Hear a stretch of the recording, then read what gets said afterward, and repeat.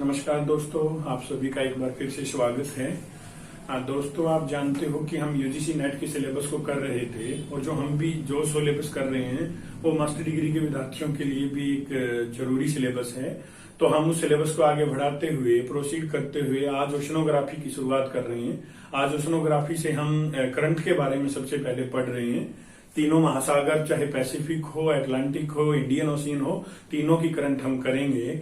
और इसमें से कॉम्पिटिटिव एग्जाम में तो सवाल आता ही है, चाहे एचटेट हो चाहे यूजीसी नेट हो। इसके अलावा मास्टर डिग्री के विद्यार्थियों के लिए यह सब्जेक्टिव फॉर्म में भी क्वेश्चन आता रहा है। तो आइए आज हम पढ़ते हैं करंट ऑफ पैसिफिक ओशियन।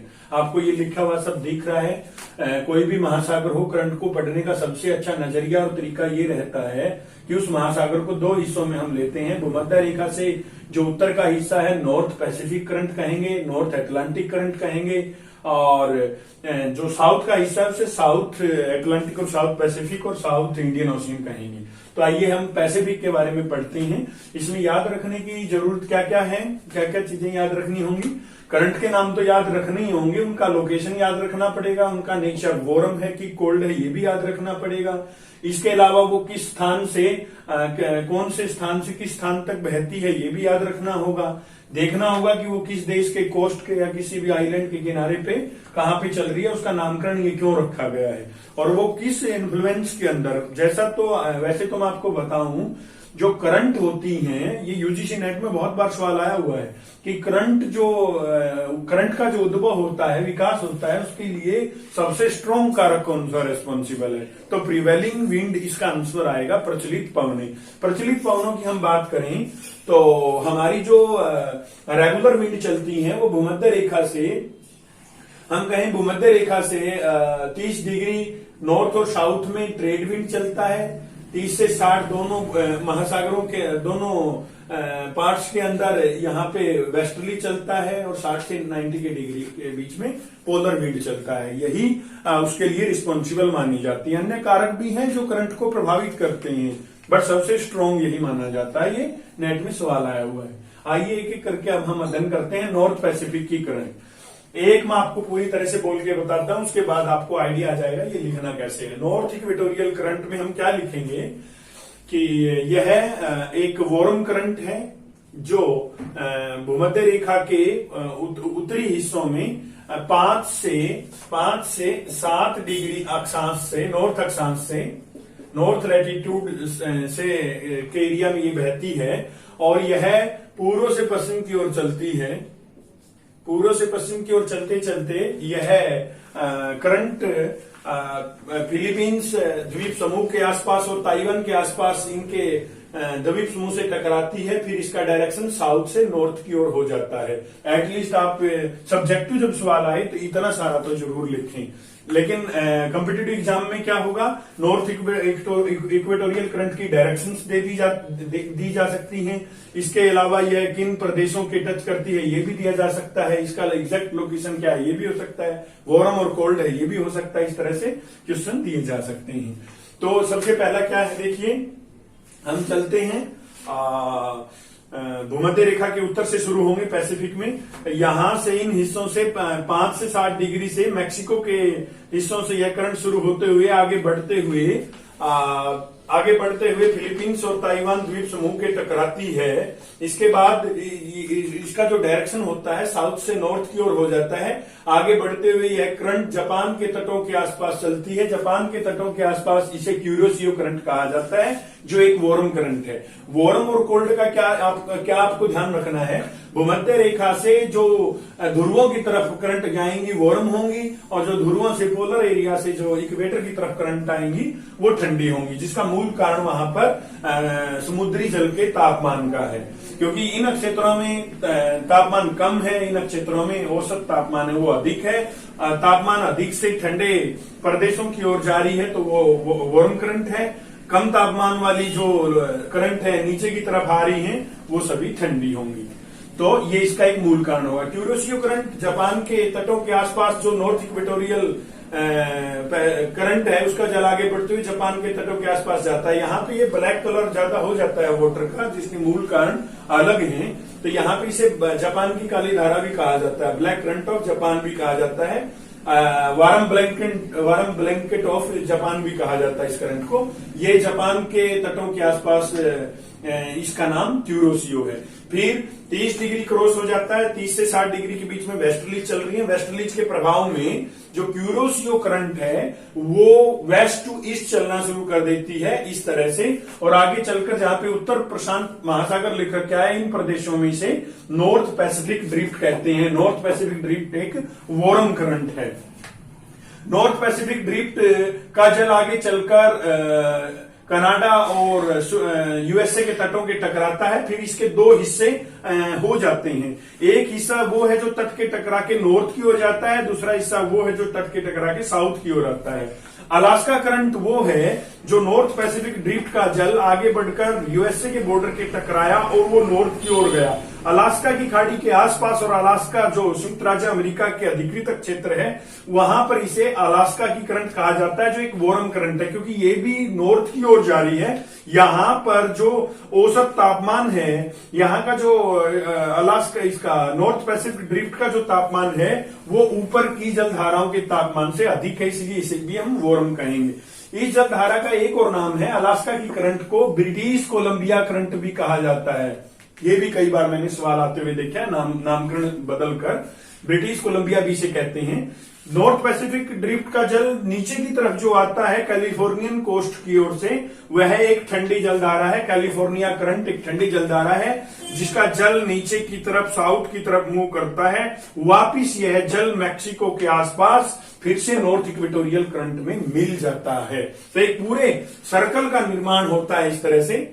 आगे बढ़ते हुए पूरे सर्कल के रूप में यह आ जाता है। जो जल ब्रिटिश कोलंबियन करंट और अलास्का करंट के रूप में आगे गया है वो बेरिंग सागर में इकट्ठा होता है। असंतुलन होने के कारण वो जल ऊपर से नीचे की तरफ चलता है, आइसबर्ग अपने साथ लेके आता है, ठंडे प्रदेश हैं, तो उसे हम ओयोसियो करंट कहते हैं। जो बेरिंग सागर से नीचे की तरफ आएगी करंट, वो ओयोसियो करंट होगी। और क्यूरोसियो और ओयोसियो जापान के तटों के आसपास मिलती हैं। यहां पर ऊपर से आने के कारण, ठंडे प्रदेशों से आने के कारण, अपने साथ आइसबर्ग लेके आने के कारण ओयोसियो करंट है वो प्लैंकटन लेके आती है। प्लैंकटन एक प्रकार का हम कहें जीव है जिसे मछलियां खाकर समृद्ध रहती हैं, प्रोस्पर रहती हैं। तो यहां पर जो वॉरम एंड कोल्ड करंट दोनों मिलती हैं, क्यूरोसियो और ओयोसियो मिलती हैं जापान के तटों पर, ये सबसे सुटेबल प्लेटफॉर्म माने जाते हैं फिशरीज के लिए। ये भी एक महत्वपूर्ण है। सवाल बनता है आगे क्यूराइल करंट। क्यूराइल करंट हम कह सकते हैं जो ओयोसियो करंट आई है कमचटका द्वीप के आसपास आते आते उस करंट के दो हिस्से हो जाते हैं। एक ओखोटोसक सागर में जाता है, एक सीधा आगे की तरफ आ जाता है। आपको ये क्यूराइल द्वीप समूह दिख रहा है। क्यूराइल द्वीप समूह के आसपास जो ओखोटोसक से जलधारा एक नई उभर के आती है उसे क्यूराइल करंट और ओखोटोसक करंट कहा जाता है। ये भी कोल्ड करंट है। तो ये नॉर्थ पैसिफिक की करंट है जो एक साइकिल का रूप ले लेती हैं। अब हम देखते हैं साउथ पैसिफिक का करंट।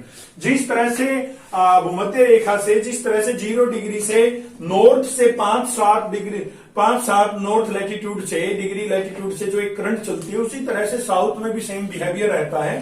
लगभग 5 से 7, 10 तक भी चला जाता है। 10 डिग्री साउथ लैटिट्यूड से करंट जन्म लेती है। पूर्व से पश्चिम आगे बढ़ते हुए कहां से चलेगी ये पेरू के तटों के आसपास से चलेगी। आगे बढ़ते हुए पूरी तरह से चलते हुए ऑस्ट्रेलिया की ईस्टर्न कोस्ट से टकराती है।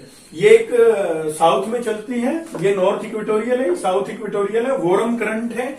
आगे चलकर ऑस्ट्रेलिया के ईस्टर्न कोस्ट से टकराकर इसकी जो डायरेक्शन है नॉर्थ से साउथ हो जाती है, जहां पर इसे ईस्टर्न ऑस्ट्रेलियन करंट कहा जाता है। ये भी एक वॉरम करंट है। यह आगे बढ़ती है, तस्मानियन सागर तक जाती है। यहाँ पे भी लोकली रूप से तस्मानियन करंट भी कुछ इसे ओशनोग्राफर बोल देते हैं, जो एक वॉरम करंट है। आगे बढ़ते हुए इसका जल आगे जाता है, 30 डिग्री से ऊपर की तरफ जाते हैं तो वेस्टर्लीज चल रही है। वेस्टर्लीज के प्रभाव में यह जल पश्चिम से पूर्व की ओर जाता है। पश्चिम से पूर्व की ओर जाते जाते यह यहां पे इस हिस्से में आता है जहां पर इसे हम, जिस तरह से हमने नॉर्थ पैसिफिक ड्रिफ्ट कहा था, यहां पर साउथ पैसिफिक ड्रिफ्ट आएगा। बट डिफरेंस समझने का ये रहेगा आपके लिए, नॉर्थ पैसिफिक ड्रिफ्ट गर्म है, नॉर्थ पैसिफिक ड्रिफ्ट वार्म है, जबकि साउथ पैसिफिक ड्रिफ्ट ठंडा है, जिसका मूल कारण है इसका अंटार्कटिका के और अंटार्कटिका सर्कमपोलर के नजदीक बहना। तो ये जो साउथ पैसिफिक ड्रिफ्ट है ये ठंडा है। इसी के साथ साथ अंटार्कटिका सर्कमपोलर करंट, बड़े ध्यान देने की बात है, वो किताबों के अंदर दिया भी नहीं है ये। अंटार्कटिका जहां पे हम दक्षिणी महासागर कहते हैं, जहां पे सदर्न ओशियन कहते हैं, सदर्न ओशियन में अंटार्कटिका के आसपास तीनों महासागरों में, जहां पे साउथ पैसिफिक ड्रिफ्ट है, साउथ अटलांटिक ड्रिफ्ट है, साउथ इंडियन ओशियन ड्रिफ्ट है, यहां इसके साउथ में एक अंटार्कटिका सर्कमपोलर बहुत ठंडी जलधारा चलती है जो तीनों महासागरों में रहती है। अंटार्कटिका सर्कमपोलर करंट ठंडी है, इसका जल आगे बढ़ता है क्योंकि यहाँ पे तट नहीं होते, टकराता नहीं है, सीधा महासागरों से क्रॉस होता आगे चला जाता है। देन हम कहेंगे पेरू करंट, जो साउथ पैसिफिक ड्रिफ्ट है उसका जल आगे बढ़ते हुए चिली के तटों से टकराता है, फिर इसकी डायरेक्शन साउथ से नॉर्थ हो जाती है और पेरू के तटों के आसपास इसे पेरू की करंट कहते हैं। इसे हम्बोल्ट करंट भी कहते हैं क्योंकि सबसे पहले हम्बोल्ट महोदय ने इस करंट की खोज की थी।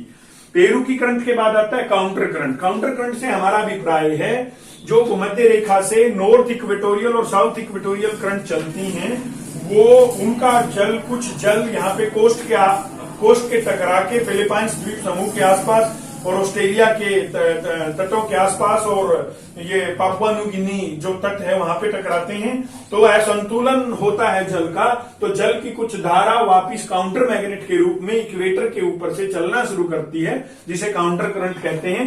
काउंटर करंट तीनों महासागरों में चलती है। उसका मूल कारण होता है जो नॉर्थ इक्वेटोरियल करंट चली है महासागरों में और साउथ इक्वेटोरियल वो तट के टकराती है, तो एक जलधारा वापिस आती है जिसे काउंटर करंट कहा जाता है। ये वार्म होती है क्योंकि ये स्वाभाविक रूप से उसके ऊपर चलती है, इक्वेटर के ऊपर चलती है, जहां पे सबसे ज्यादा मीन एवरेज टेम्परेचर पाया जाता है।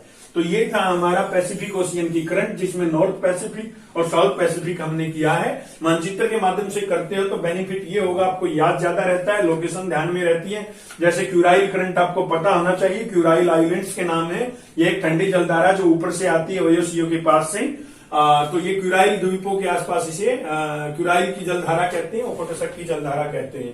तो इस तरह से आपको याद ज्यादा रहता है। और जो एमए और एमएससी के बच्चे होते हैं उनकी खास बात क्या होती है, उनको मानचित्र के माध्यम से इसको पूरा ही दिखाना पड़ता है। 16 नंबर का सवाल बनता है उनके लिए ये, जबकि यूजीसी नेट एस्टेट में ये 1 से 2 क्वेश्चन इसमें आते रहते हैं।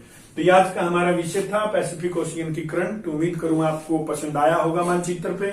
जहां भी डाउट हो आप मैसेज डाल सकते हो, पूछ सकते हो, और जल्दी आपसे फिर मुलाकात होगी। आप सभी का बहुत बहुत धन्यवाद।